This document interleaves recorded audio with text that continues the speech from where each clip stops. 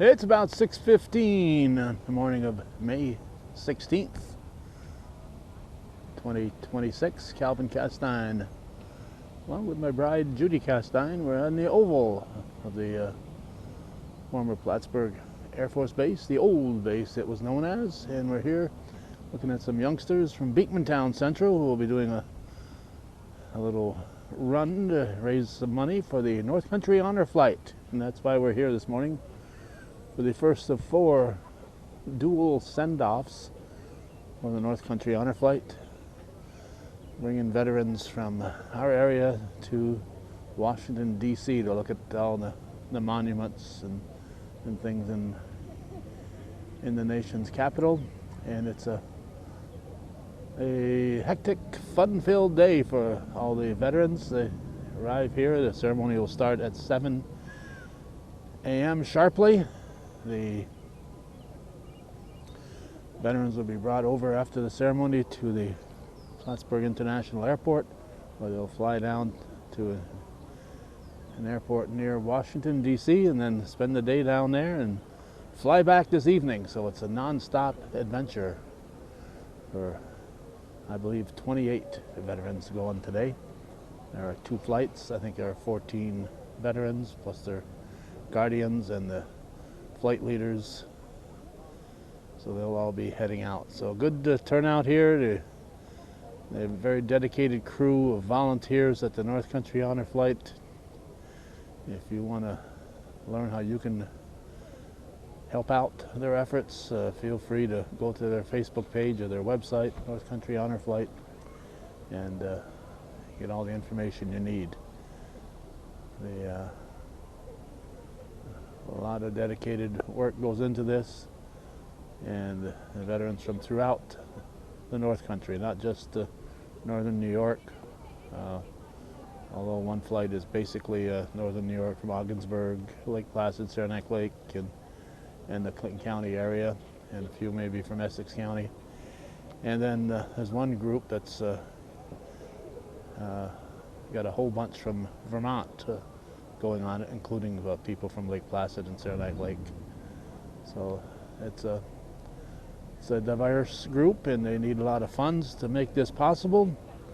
So if you would like to become a fundraiser and do something to help out, I'm sure they could welcome any ideas that you may have to assist them. I was going to venture over toward that area about 5 minutes ago, and sounded like the escort crew was right at our doorstep, so I moved over here to get a view of them, as we always do when the Thunder in a Berg arrives. Hundreds of motorcycles and police cars of all the area, city, county, state, Border Patrol, Customs and Border Protection. Yep, I see them on the horizon now, so they'll be here shortly. So all the law enforcement volunteers here at fire departments. So they'll be coming through here. They've made their way to the edge of the oval, and they are heading in this direction. Feel free to try to count the motorcycles as they come by. There will be a lot of them. And if you live in the city of Plattsburgh, there's 4 times a year when you're woke up. Although I did talk to one of my fellow county legislators, Ron Darragon, who says he's in an area where he doesn't even hear them. He just says they're kind of in the back of where he is, and he doesn't hear them in the morning when they come through. Well, here they come.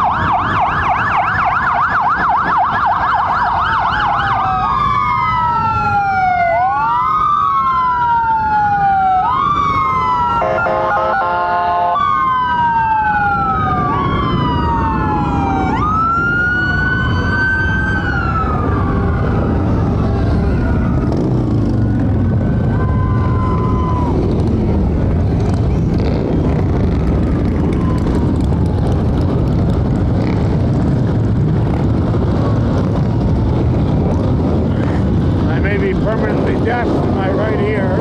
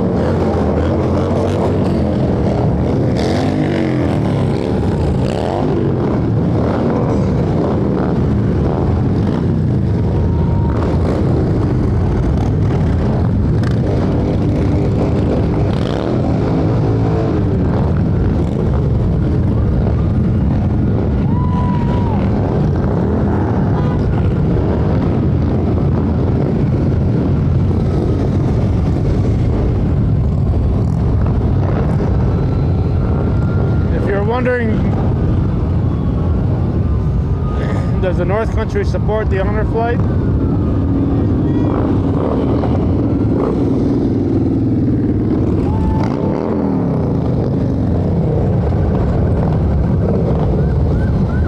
I would say yes.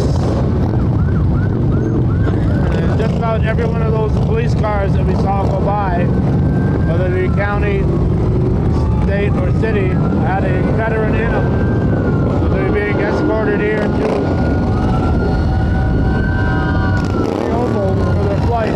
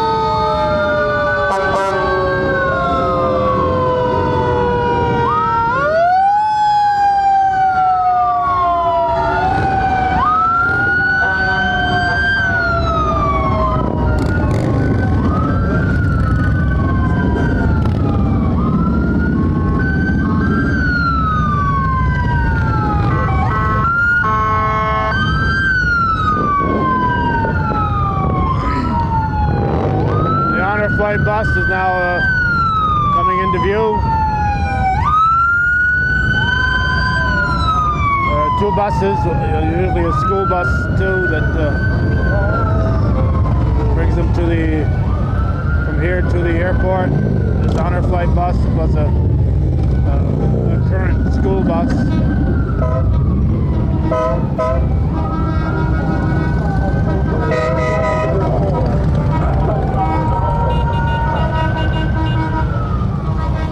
like Danny Barber behind the wheel.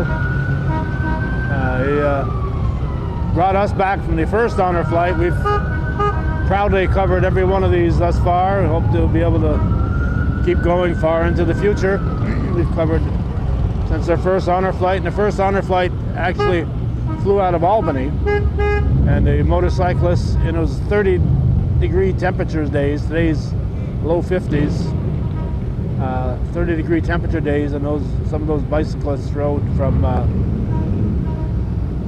here down to the Albany airport, so they certainly earned their status that day. They just did a great job. So this is kind of a backlog once you get to trying to park all these vehicles inside the parking area over here. So I think we've seen what we need to see. It was a little over 8-minute parade through here, and we're going to relocate as the last of the emergency vehicles try to find their way through here.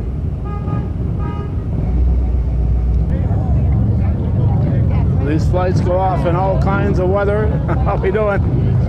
And today's weather is pretty good, but we've had some downpours, and we've had some interesting things going on here. It's like the mayor himself is going to help the people off from this one here.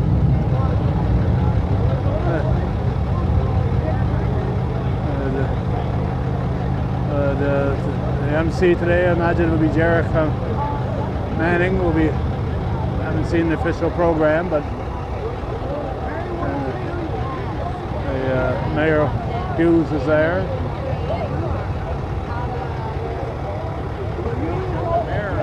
Yeah, must be an important event going on.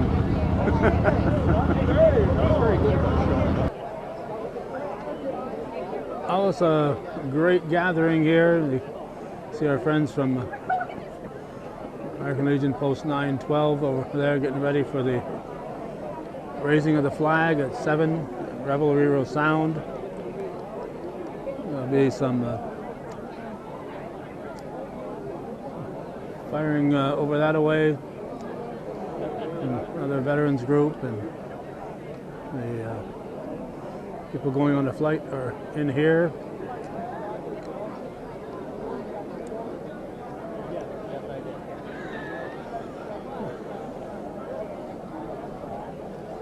And once again, a tremendous turnout here on this Saturday morning.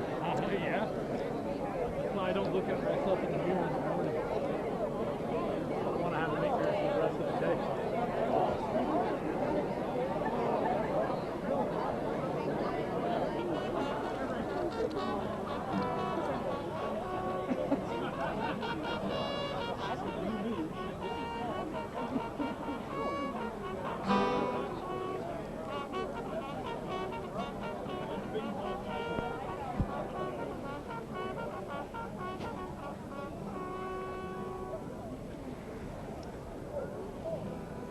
Kind of took everybody by surprise.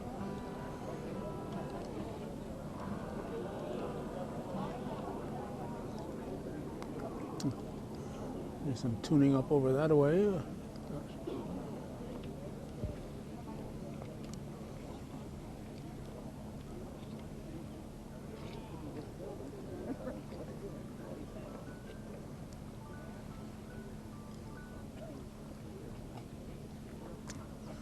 Usually we have an anthem of some sort.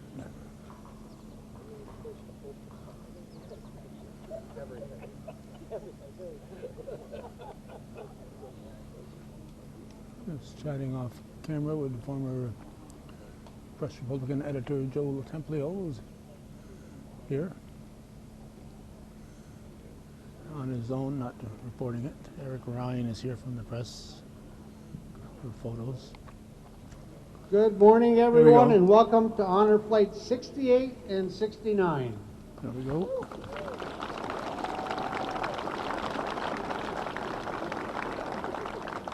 When these 28 veterans come home tonight, we'll have sent a total of 1,028 North Country veterans.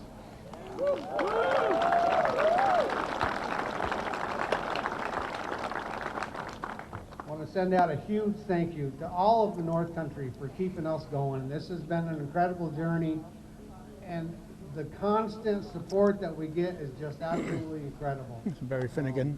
We want to thank each and every one of you. Getting up so early and being here this morning is great. And how about those motorcycle guys over there?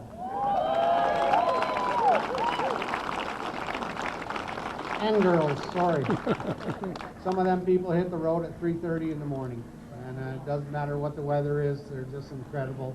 And all the law enforcement support and the fire trucks, what a great show. So thanks to everybody. And as you can see, a plane going over the top. I want to thank Beta Technologies for the flyover support to our veterans.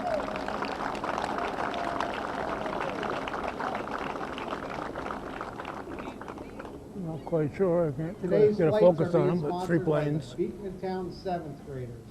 Oh, wow. We want to talk, yeah. How about that, huh? We want to talk about an incredible group of kids. It's just amazing what they've accomplished. They've made more phone calls, emails, and contacts of every form to try and raise enough money. Last year's class raised $35,000, and these kids are trying their best to beat that. So wow. It's just a great thing. They're going to have the race going off, and just at the end of the ceremony, and you'll hear more about that in a little while. But I want to thank everybody for coming again. I'll turn it over to our Master of Ceremonies, our Executive Officer, Jerica Manning.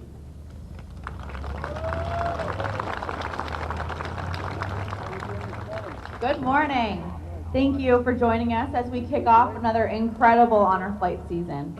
This morning we gather as a community united in gratitude and respect for the men and women who have served our nation, our North Country veterans.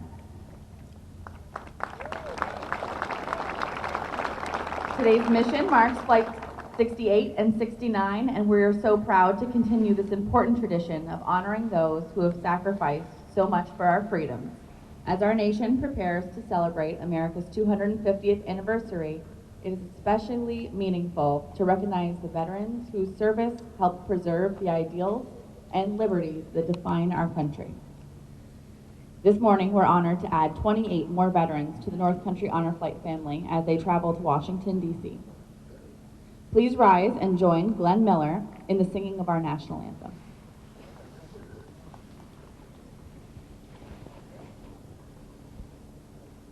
Oh, say, can you see by the dawn's early light what so proudly we hailed at the twilight's last gleaming, whose broad stripes and bright stars through the perilous fight for the ramparts we watch were so gallantly streaming, and the rocket's red glare, the bombs bursting in air, gave proof through the night that our flag was still there. Oh, say does that star-spangled banner yet wave o'er the land of the free and the home of the brave? Please remain standing as students from Beekmantown 7th grade class lead us in the Pledge of Allegiance.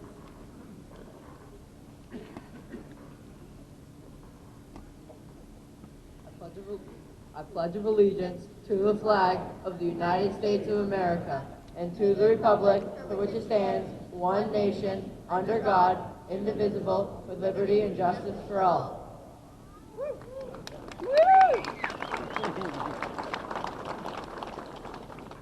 We would now like to take a moment to thank everyone joining us this morning, including our past North Country Honor Flight veterans, their families, elected officials, dignitaries, volunteers, and supporters from throughout our community. Thank you for your continued support of veterans and of the North Country Honor Flight mission. At this time, please welcome the Morrisonville Elementary Choir performing their original song, Red, White, and Blue.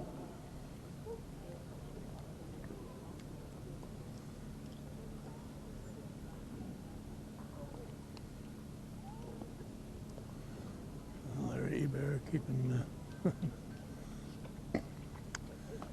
keeping things going here, audio-wise. Looks like they're going to sing right to the veterans today. That's a song that was written by the then students at Morrisonville several years ago with Mr. Roy Hurd.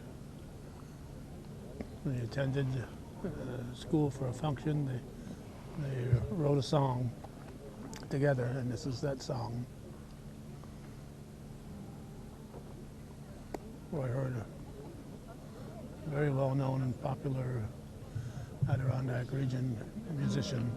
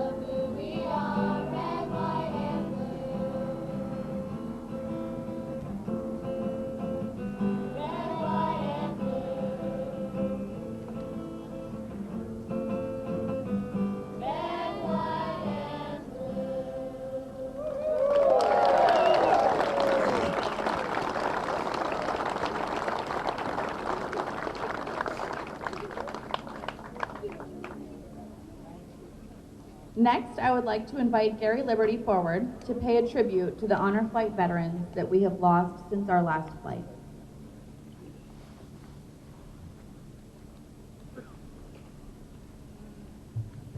Good morning.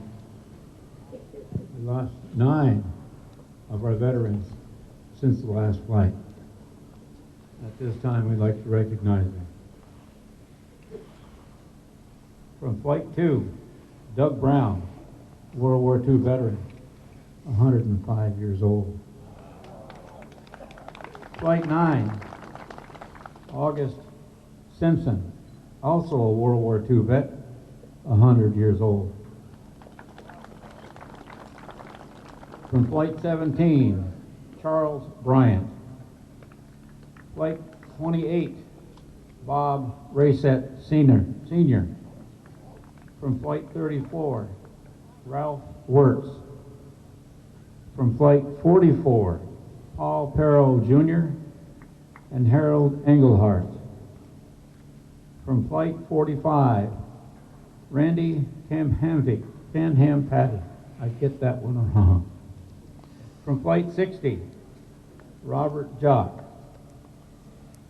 May God take them and give them peace. We want to thank them for their service, and at this time, we'll render the gun salute and taps. So please, face the flag and move your hats.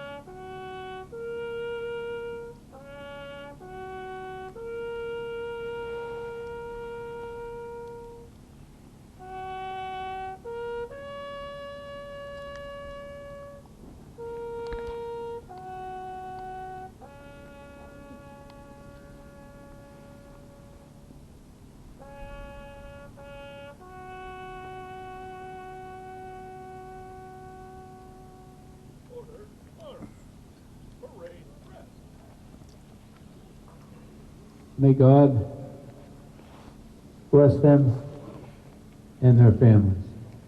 Thank you.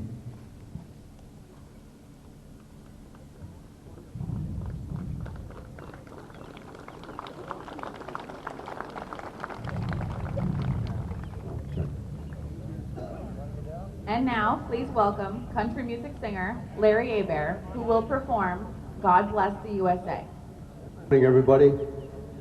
Thank you all for coming out and honoring our veterans on this beautiful day for the North Country Honor Flight's first flight of the year. So 250 years of freedom. 250 years of freedom, 1776 to 2026. That doesn't happen by accident. Dedication, commitment, sacrifices from the veterans behind me, the veterans before them, and the men in arms right now that are fighting for us is the reason why we have the freedom that we have today. The flag stands for freedom, and no one's ever going to take it away.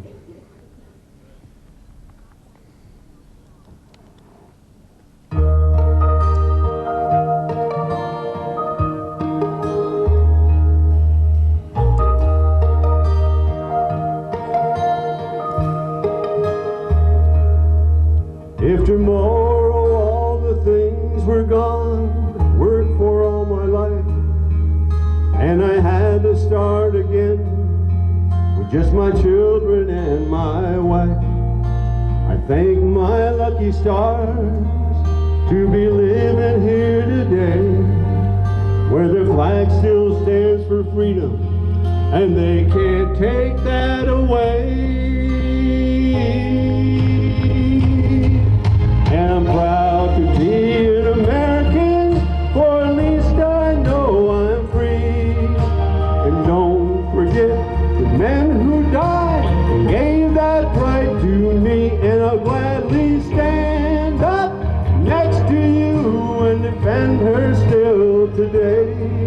'Cause there ain't no doubt I love this land. God bless the USA.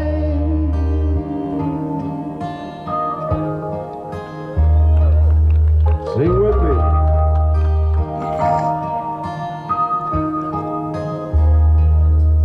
From the lakes of Minnesota to the hills of Tennessee, across across the plains of Texas and see the shining sea, from Detroit down to Houston and New York to LA.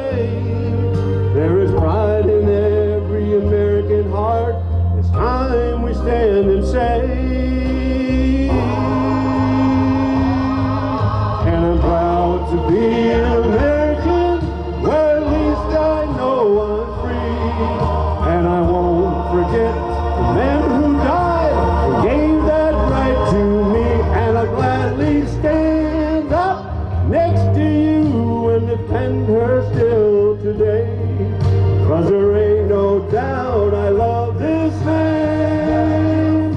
God bless the USA.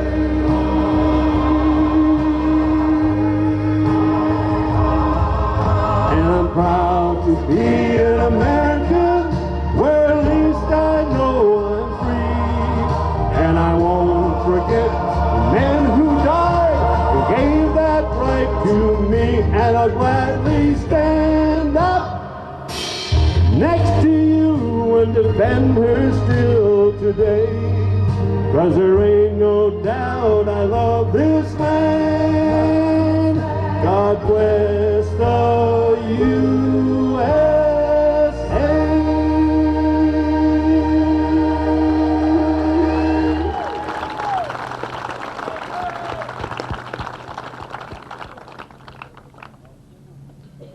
It is now my privilege to welcome a friend of the North Country Honor Flight, Mike Farrell, who will share the biographies of our veterans, bringing to life the courage, sacrifice, and service that reflect the very best of our nation, and who will also lead us in our closing prayer.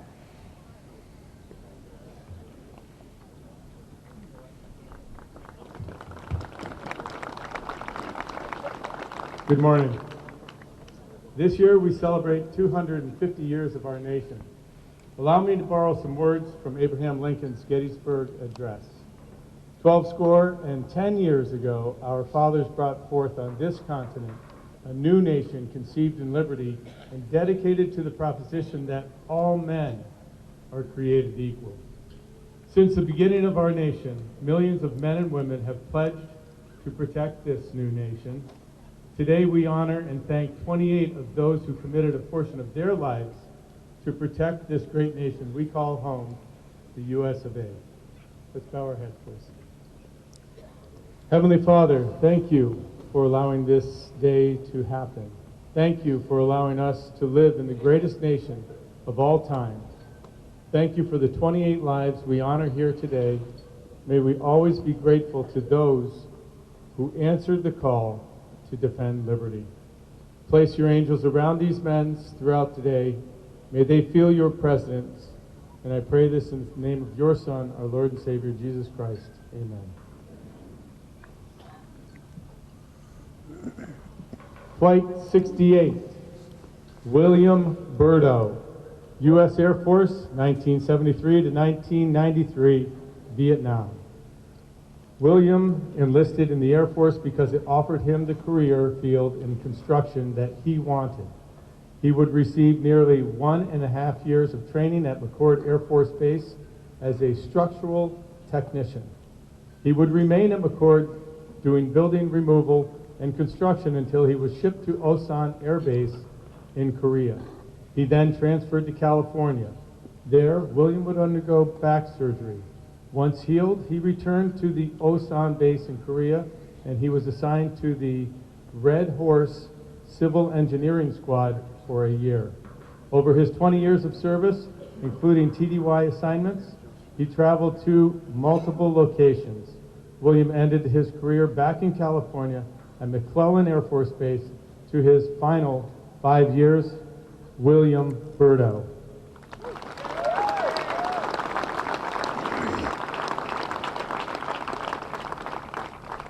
David Culver, United States Army, 1970 to 1972, Vietnam. David was drafted into the Army and trained as a wheel vehicle mechanic, followed by an additional 6-week training as a rough terrain mechanic. In Vietnam, David worked in the 984th Land Clearing Company for 9 months using a Rome plow, a type of large, specially modified armored bulldozer, and a D9 equipment. He was then reassigned to Fort Carson. There he was tasked to pick up Constantine wire in the field until he was discharged.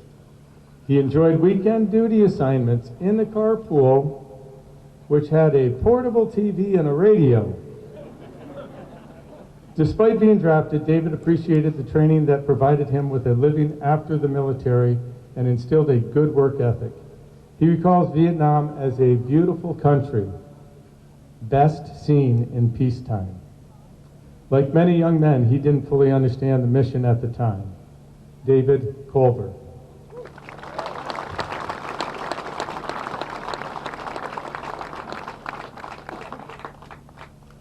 Jeffrey Lamphere, United States Army, 1968 to 1969, Vietnam. Jeff served in the Army, same as his father before him. Drafted, Jeff would follow orders and keep his nose down during basic. At Fort Belvoir, he would receive advanced training as a powerman, followed by jungle training. He reported to Oakland Army Base, and after 30 days of leave, Jeff shipped to Bien Ha Air Base in Vietnam. He spent a week there until he joined Army Camp Eagles 101st Airborne, where he was assigned to maintain Power Sigma to remote fire bases. He served in Vietnam for 13 months. Jeff earned the Bronze Star, the Vietnam Campaign Medal, the Vietnam Service Medal, and an Army Commendation Medal, as well as other commendations while serving his country. Today, Jeff is accompanied by his nephew, Brian, who is an Air Force veteran, Jeffrey Lamphere.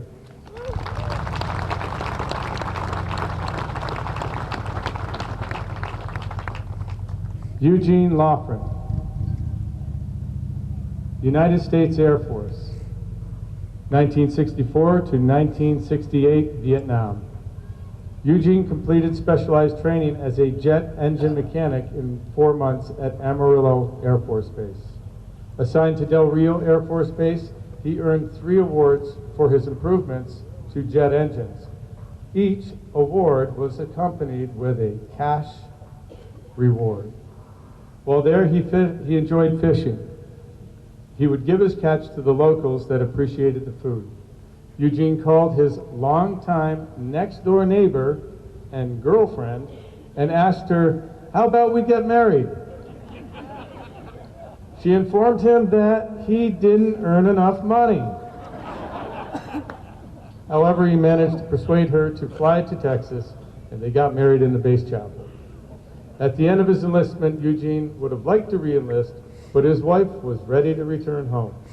He continued for 8 years in the Saranac Reserves and another 8 years in the Vermont Guard, serving both as a medic and performing engine inspections.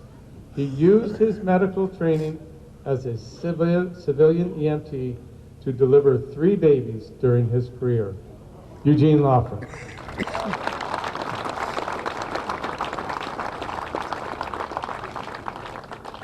Andre Mercier, United States Army, 1970 to 1971, Vietnam. Andre was drafted into the Army and completed 9 weeks of advanced infantry training at Fort Ord, California, before being sent to Vietnam for 366 days. He left for Cu Chi Base Camp in Vietnam from Seattle on his birthday, assigned to 25th Infantry Division, 2nd Battalion Mechanized Triple Deuce. Andre was placed into an active land combat zone. He received an assignment with the 2nd of the 17th and was attached to the 101st Airborne. Andre assumed the role of a helicopter point man, the first to enter and exit for rescue and recovery. During a month-long deployment in Khe Sanh, they located a buried Marine ordnance. At Oshao Valley, a warrant officer did not want to come in due to monsoon conditions, as the infantry base there were being shelled with CS gas. Andre received the Purple Heart when his vehicle ran over a landmine, and the Bronze Star, along with other distinguished service medals for his service it was important to Andre that he went to Vietnam so that others wouldn't have to. Andre Mercier.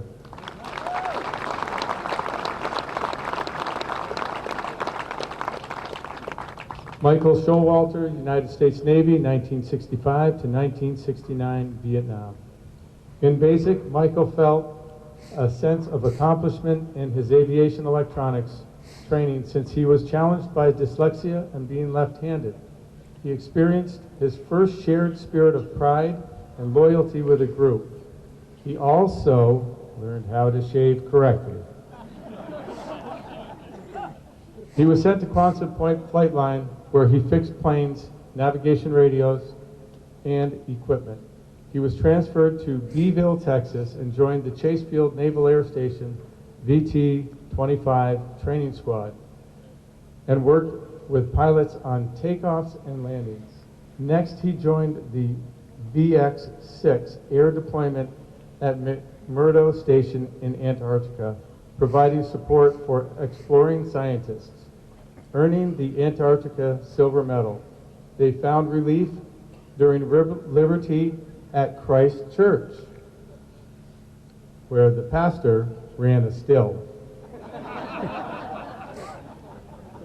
Michael received a surprise over the radio from his wife that the rabbit had died. I know there's a generation here that doesn't understand that, so we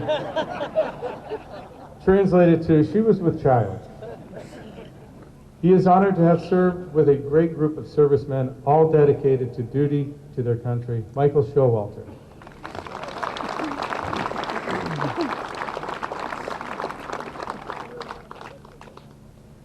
Jens Sorensen, United States Navy, 1963 to 1967, Vietnam.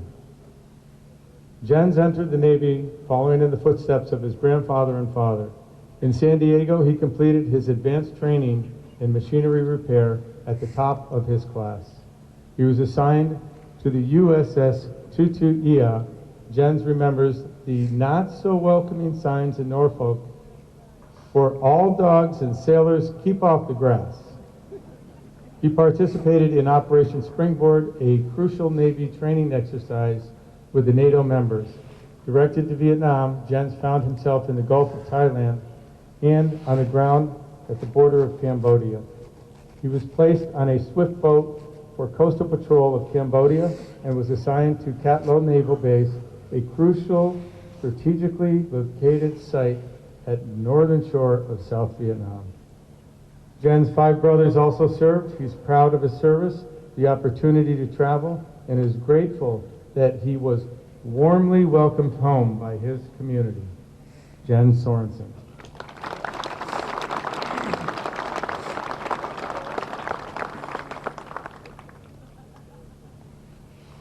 Mitchell Terry, United States Army, 1970 to 1973, Vietnam.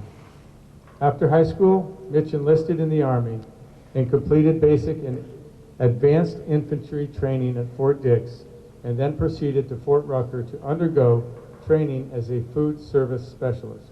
While stationed at Fort Jackson, Mitch received orders for Vietnam.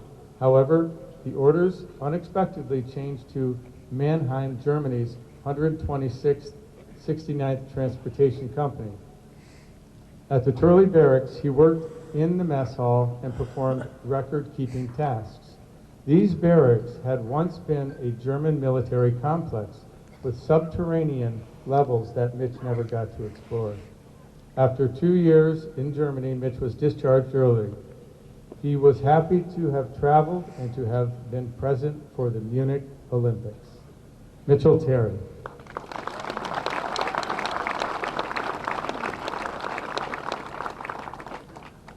Michael Thompson, United States Navy, 1961 to 1965, Vietnam.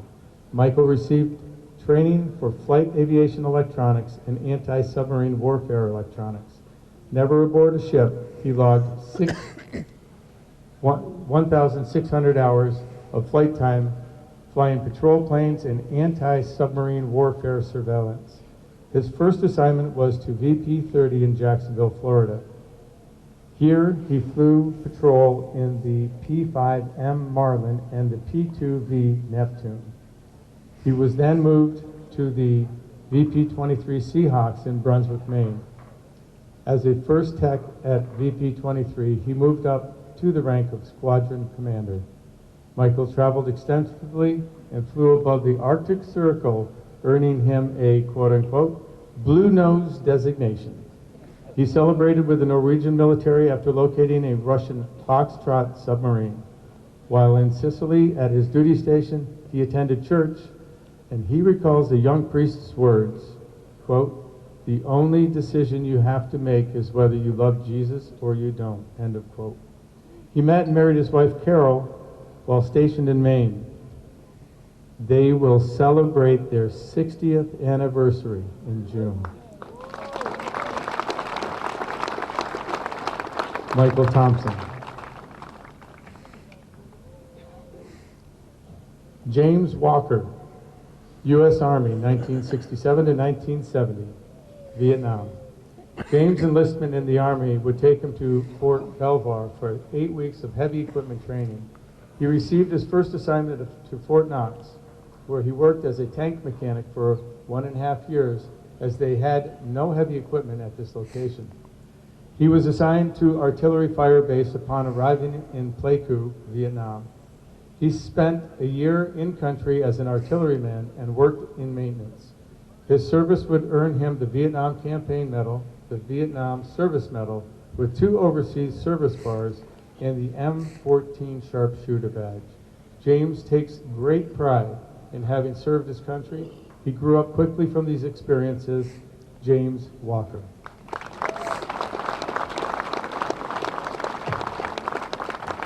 Gary Wells, United States Navy, 1963 to 1967, Vietnam. Even though Gary couldn't swim, Gary considered being on board a ship a better option for enlistment. His first placement had him assigned to the brig, picking up and delivering prisoners. On a flight transfer, none of the prisoners were handcuffed, and they had 3 clips of ammunition and only 1 guard qualified with a .45. Assigned to the aircraft carrier USS Midway off the coast of Vietnam, they returned to San Diego for ship rehab during a typhoon with waves over 100 feet. After repairs completed, they returned to Vietnam. From their offshore location, they could see bombs dropped. While on board ship, Gary found the flight deck the most dangerous. He saved a man from falling off a catwalk. There would be no talk of re-enlistment, as his wife told him he would be divorced if he didn't come home. Gary Wells.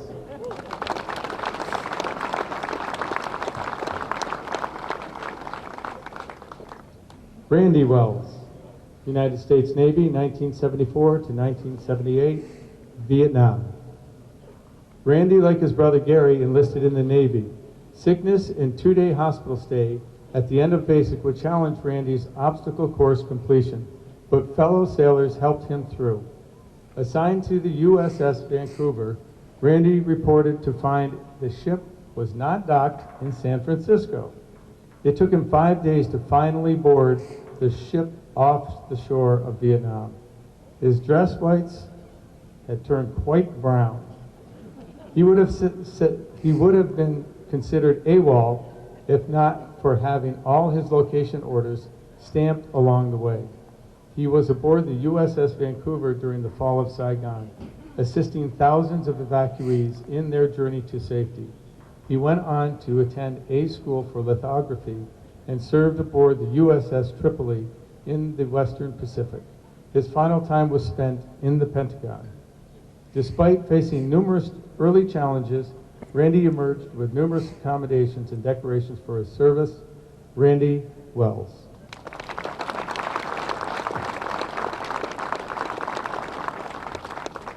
Wilson Wheatley III, United States Army, 1970 to 1972, Vietnam. As a member of the ROTC at the University of Vermont, William began his enlistment at Infantry Officer Basic Training at Fort Benning. He was then assigned to the 101st Airborne Division at Fort Campbell, where he served as a training officer. His role was to prepare recruits for combat. In preparation for Will's orders to Vietnam, he completed jungle operations training at Fort Sherman in the Panama Canal Zone. Upon completion, he joined the 101st Airborne Division, 2nd Platoon Charlie Company at the Phu Bay combat base and search and destroy mission. After a leave, Will would return to Vietnam and served as an assistant intel officer. He participated as an observer in hunter-killer missions involving Loach and Cobra helicopters. Monsoon season, mosquitoes, leeches, sleeping on the ground were all part of Will's time in Vietnam. The Bronze Star Medal and the Combat Infantryman Badge were just some of the distinguished service medals he was awarded. As he reflects on his service, Will is proud to have served his country as a combat infantry platoon leader. Wilson Wheatley III.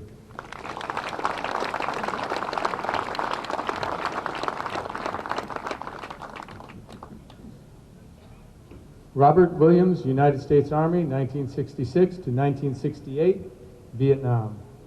Bob was drafted like so many others. He first went to Fort Bragg. There was no room, so they sent him to Fort Hood. After bouncing between units, he landed in the 2nd Armored Division, where he trained on the 155 millimeter artillery piece. In September 1967, Bob shipped out to Vietnam. He arrived in Saigon with the 1st Field Force, then moved quickly to Da Nang and Dung Ha, joining the 8th of the 4th Artillery attached to the 26th Marines at the DMZ. When he had two other arrived, they were told, one of you will handle artillery, the others drive trucks. Bob never had driven a truck in his life, but he was soon transporting 6,000 pounds of gunpowder through hostile territory. It was dangerous work. Once under incoming fire, he jumped from his truck and took cover in a ditch for 6 hours. Bob drove all over northern Vietnam. He reflects on it simply, I made it home and I made a lot of good friends. Robert Williams.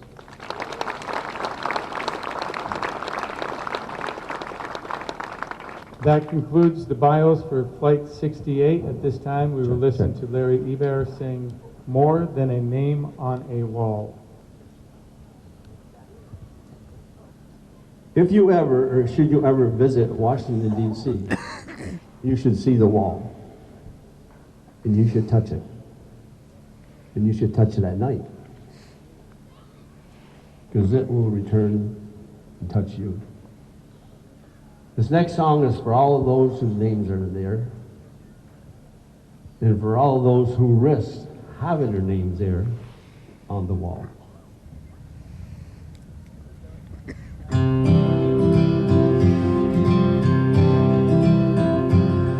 Saw her from a distance as she walked up to the wall.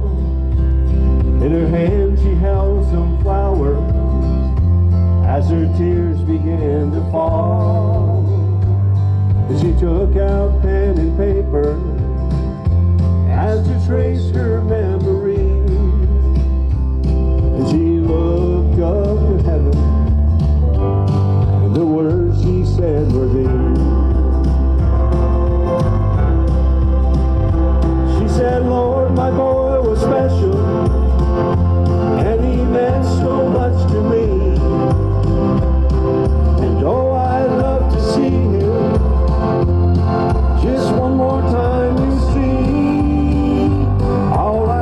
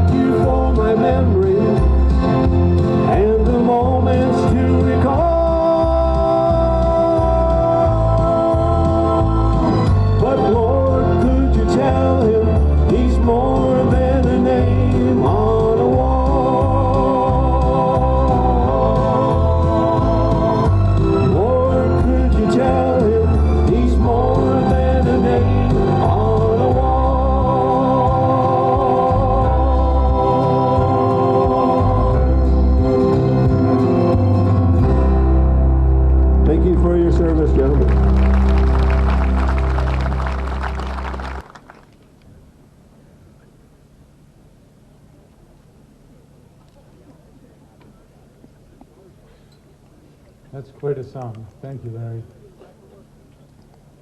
Now we continue with Flight 69, Samuel Blanchard, United States Army, 1971 to 1974, Vietnam. After receiving his draft note, Sam headed to the recruiter. At basic, he was separated from the others due to his size and asked if he could take care of himself. The corporal then made him squad leader and offered him a bottle. In heavy construction, Sam's initial assignments had him graduating the stockade and working the motor pool shop. The first Vietnam ceasefire order altered his orders, sending him to the 79th Engineering Battalion in Germany for repair and utility. Here, Sam found himself in a real-time F troop. They had no functional purpose, the barracks were nasty, and in extreme disrepair and drug and alcohol abuse were rampant.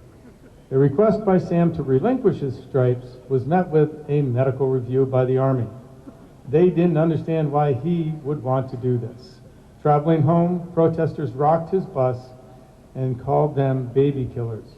Sam has dedicated his life to supporting veterans and honoring his family's many military generations.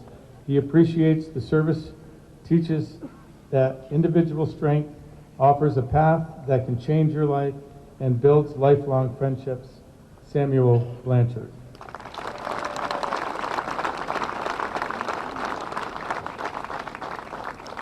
Richard Charlebois, United States Army, 1967 to 1969, Vietnam. Dick was drafted as a Canadian citizen after taking a year off from college. At Fort Jackson, he received medical training which led him to a nursing career as a civilian. From Fort Hood, Dick deployed to Cam Ranh Bay, Vietnam. Dick flew medical evacuations for his year in Vietnam. On a disastrous mission, his helicopter propeller was hit. They would take shrapnel, dropping nearly 50 feet. Dick exited safely, but he experienced hearing loss from a blown-out eardrum. He received numerous medals, including the Combat Medical Badge, the Army Commendation Medal, and the Purple Heart for his time in service. When the war was over, he returned to a solid support system. He appreciates the camaraderie between nearly 170 dedicated soldiers he served with, and is grateful for the Air Force support that allowed him to travel safely into non-safe areas. Richard Charlebois.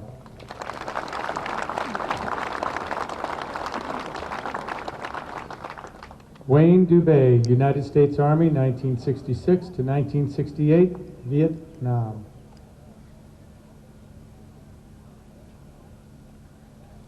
At the age of 19, Wayne was drafted into the Army.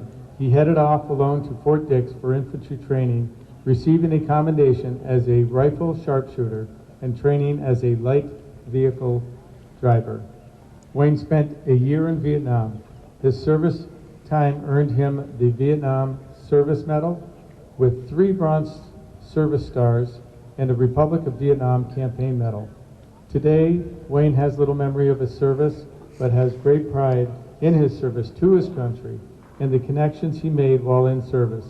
He looks forward to visiting the memorial in Washington today and spending time with his fellow service members. Wayne Dubé.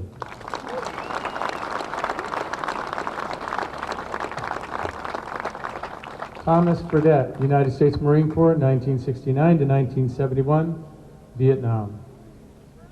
After high school, Thomas attended Champlain College. Avoiding the draft, he enlisted in the Marine Corps.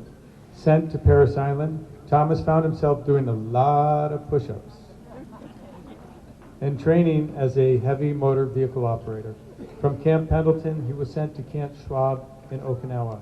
His service took him into the waters and land of Vietnam in a training capacity. Much of his service was spent loading equipment and working in the motor pool. Like other Marines, he had his time digging foxholes and on guard duty. Thomas was called back to active duty while in the Army Reserves during Desert Storm. His unit was sent to Germany with a mission to fill rail cars with missiles and other ammunitions. His travels allowed him to meet and serve with people from across the globe. Thomas appreciates the camaraderie, the loyalty of those he served with. Thomas Fredette.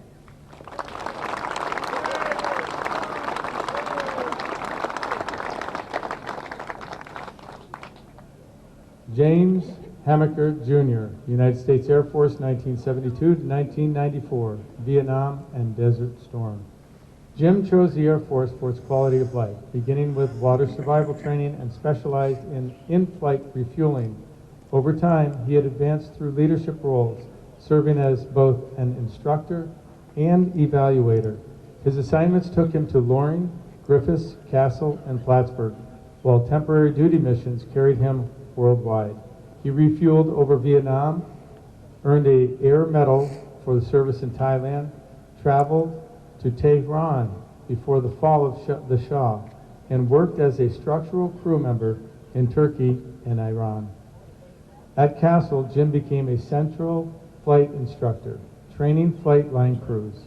At Plattsburgh, he conducted evaluations, served as an alert facility manager, and during Desert Storm was senior flight refueling superintendent.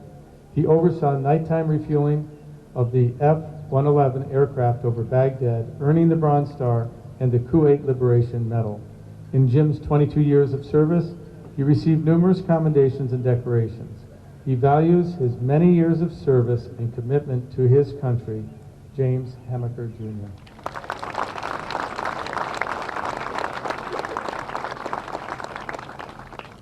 James Hughes, United States Air Force, 1968 to 1972, Vietnam. Avoiding the draft lottery, Jim decided to enlist in the Air Force. At Lowry Air Force Base, he trained as a munitions maintenance specialist, then continued training at Cannon Air Force Base in New Mexico. A 6-month TDY took Jim to Okinawa, where he worked with real bombs, and also into Cambodia and Thailand. While assigned to a fuse shop, a passing 40-foot flatbed ended up in a ditch as the driver was swatting a V. The bomb came flying off the flatbed, and it had not yet been activated, but it was still pretty scary. While in Okinawa, a typhoon came. The planes were all safely removed from the base, but the water rose to the 2nd floor. There was no plumbing and only sea rations for meals. After the typhoon cleared, all the aluminum poles were bent over from rushing water. Jim was discharged exactly 4 years to the day from the start of his service. James Hughes.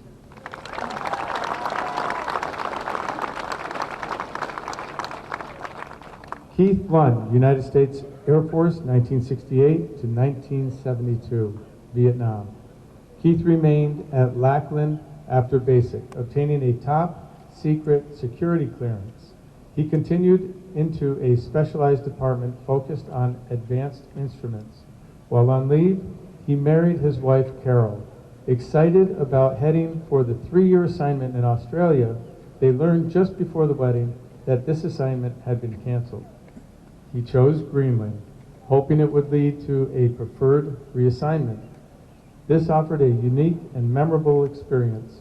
While there, Neil Armstrong landed on the moon, and Keith's detachment was responsible for monitoring communications to ensure the astronauts' safety. He also had the chance to spend an evening with Hank Williams, Jr. An equipment reassignment sent Keith to Lowry Air Force Base to serve as an instructor. There, he discovered a passion for teaching, which he continued in civilian life. He still maintains a 55-year close friendship with a serviceman who shared similar experiences. Keith Lund.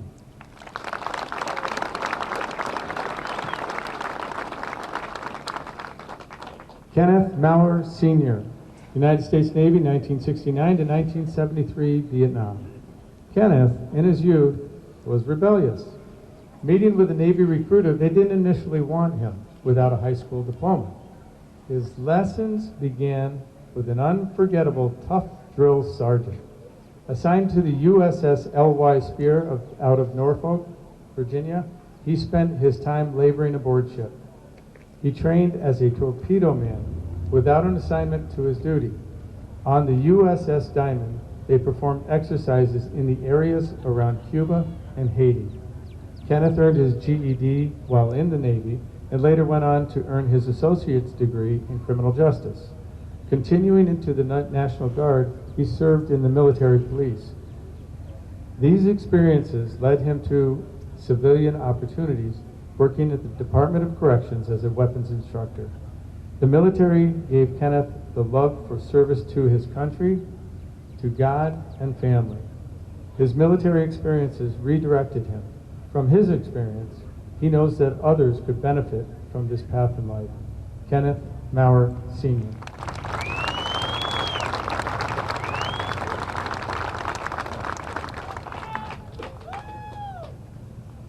Mark Mercer, United States Air Force, 1967 and 1971, Vietnam.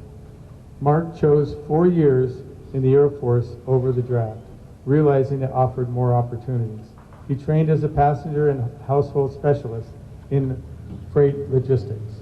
His first assignment was at Plattsburgh Air Force Base, where he met and married his wife. Mark was sent to Vietnam and spent time in Saigon and Da Nang as non-combat troop support. He returned stateside to Plattsburgh, followed by assignment in Puerto Rico, where his daughter was born.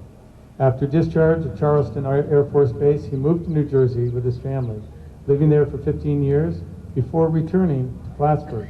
Mark is proud of his service, which made him mature quickly, instilled responsibility, and taught him respect. Mark Mercier.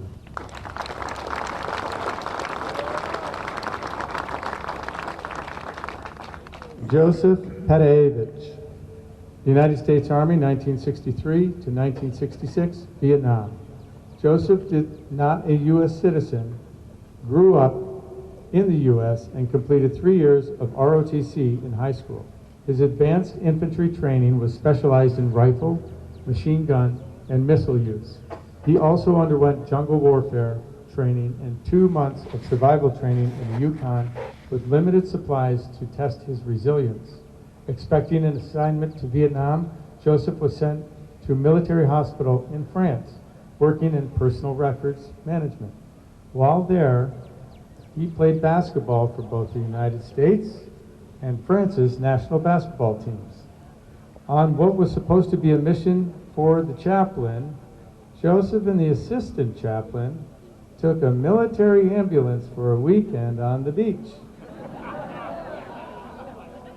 Joseph also had to think quickly to divert the attention of military police from a cigarette sale taking place with some of the French troops. Joseph appreciates the diverse cultural experiences of his service and was fortunate that it included travel and many educational experiences. Joseph Petaevich.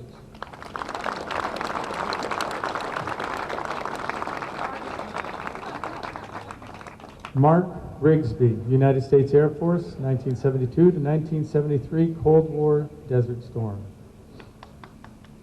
Mark's interest in space led him to the Air Force, where his drive earned him his first stripe out of basic training.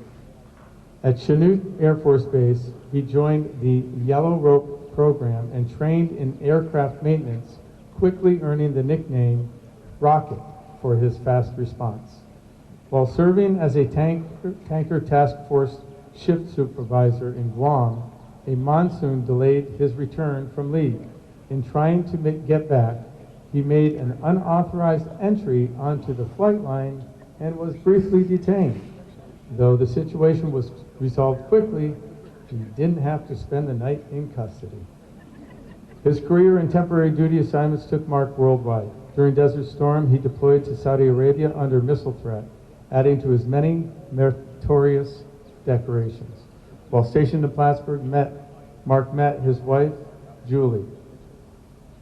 With her support, he continued to excel, achieving his goal of becoming a senior master sergeant in under 20 years. The Air Force instilled valuable life skills and a sense of pride in serving his country. Mark Rigsby.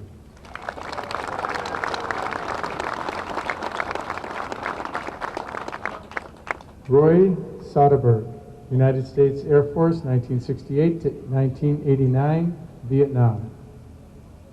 Roy's drill instructor laughed at him when Roy told him that in 20 years he would retire as a master sergeant. Roy proved to be correct. He was sent to Denver, where he trained in aerospace photograph systems for electronic recon and received a top security clearance. In his work, he could see a license plate at 55,000 feet. Within 72 hours of exiting the military, Roy met up with someone in the hospital that would make his goal of flying a reality. Once Roy re-upped, he switched his field to boom operator, which required survival training.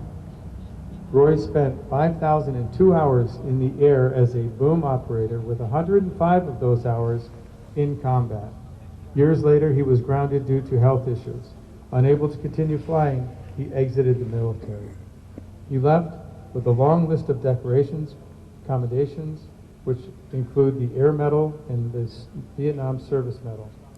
With his security clearance high level, there are limits to the experiences Roy can share, but he does have many stories, such as the Dining Un, a napkin bow tie event held at Plattsburgh. This formal occasion would thoroughly roast one of the alert service personnel, Roy Soderbergh.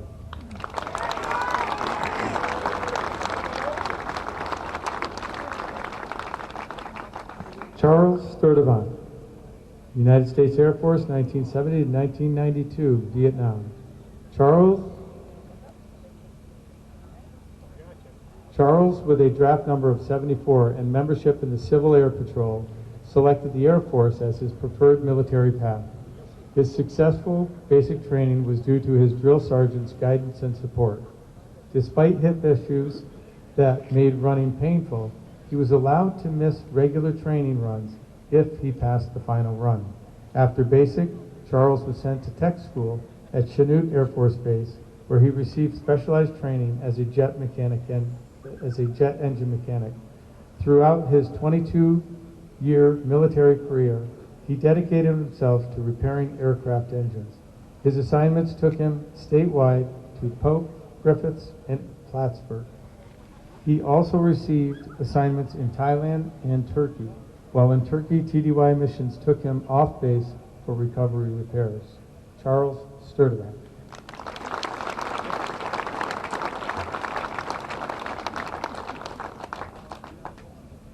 Dennis Wells, United States Air Force, 1969 to 1972, Vietnam. Dennis spent a year in the workforce after high school before making the decision to enlist in the Air Force. Growing up in the Air Force community influenced his choice. Traveling to Albany with a buddy, only Dennis made it through the boot camp. Dennis completed his advanced training at Keesler Air Force Base in Mississippi, where he specialized in electronic surveillance. With a top secret security clearance, he was assigned to Crete, Greece, where he remained stationed for the remaining enlistment. TDY assignments took him to Italy to learn new equipment and briefly to Ireland. If not for his commitment to family, Dennis would have re-enlisted. While he found his assignment interesting, he enjoyed time in the military. His obligation was to his family, ultimately required him to return to civilian life. Dennis Wells.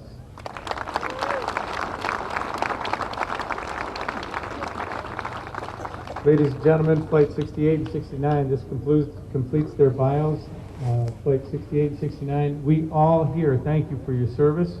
We thank you for our freedom, and this is your day. Godspeed.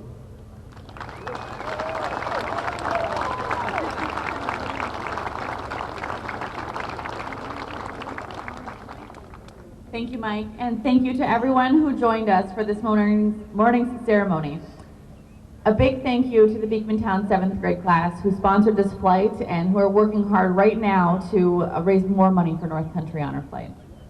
In just a moment, our veterans and motorcade, as well as the Beekmantown Honor Run, will make a lap around the oval before departing for the hangar. Let's line the route and give them an unforgettable North Country send-off. Following today's ceremony, a complimentary breakfast for veterans will be served at post 1619.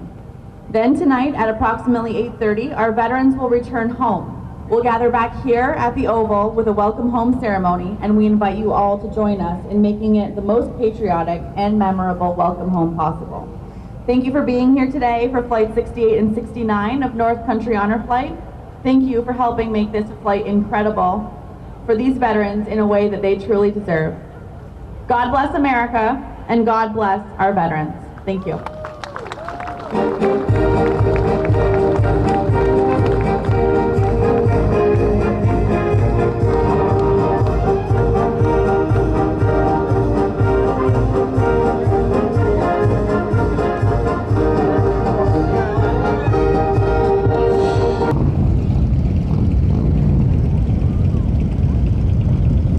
It's 8:09 a.m. We've made our way over to where the folks will be exiting the parking area and circling the Oval. Judy Castine has grabbed the camera and she'll be getting them as they're exiting the Oval. So we'll have that footage. I have a 9 o'clock event in the village of Champlain that is looking like it's going to be very, very tight and probably impossible to get to in time. So I may unfortunately have to skip that. It's a full day. Have this honor flight, which we cover every time. Takes #1 priority as far as our video coverage. We have a dedication of a Grange Park. It's going to be taking place at 9 a.m. in the village of Champlain, which we may not be able to make in time. We're then going to head for Lion Mountain for high school baseball. Northeastern visiting the Northern Adirondack Bobcats. An 11 o'clock start in Lion Mountain. When we leave there, we'll be heading back to Plattsburgh for the History Day at the local mall, Champlain Centers. And then this evening, it's Champlain Fire Department's annual awards night banquet, so we'll be there in attendance of that. So we have 5 things on our calendar. We may just get 4 depending on how soon this parade around the Oval gets going.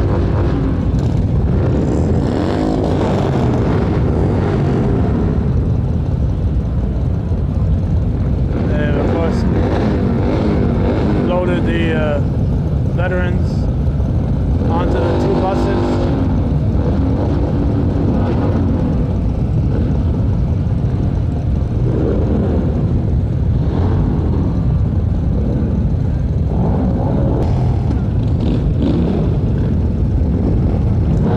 And here's the exit.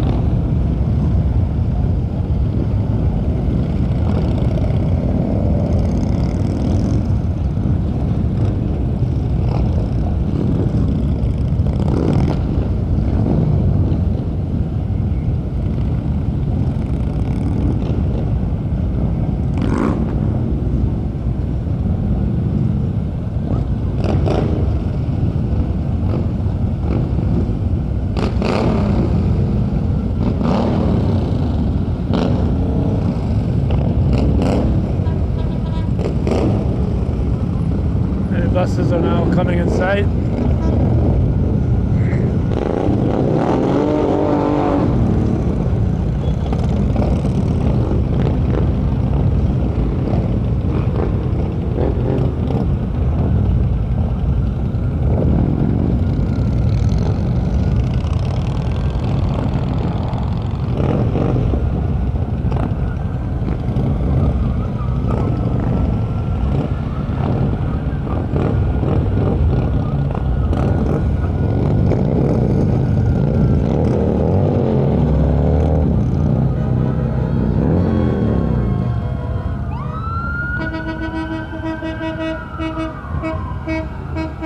First of the two buses. And the second one provided by Beekmantown Central.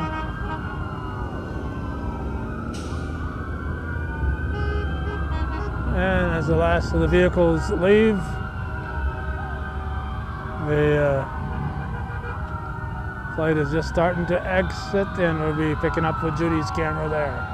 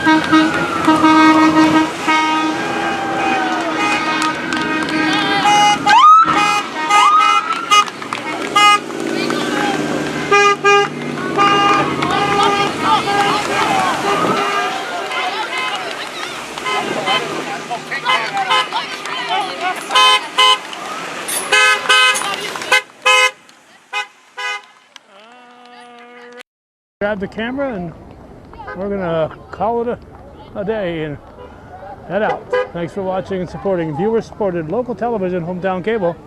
And thank you, Judy, for grabbing that camera.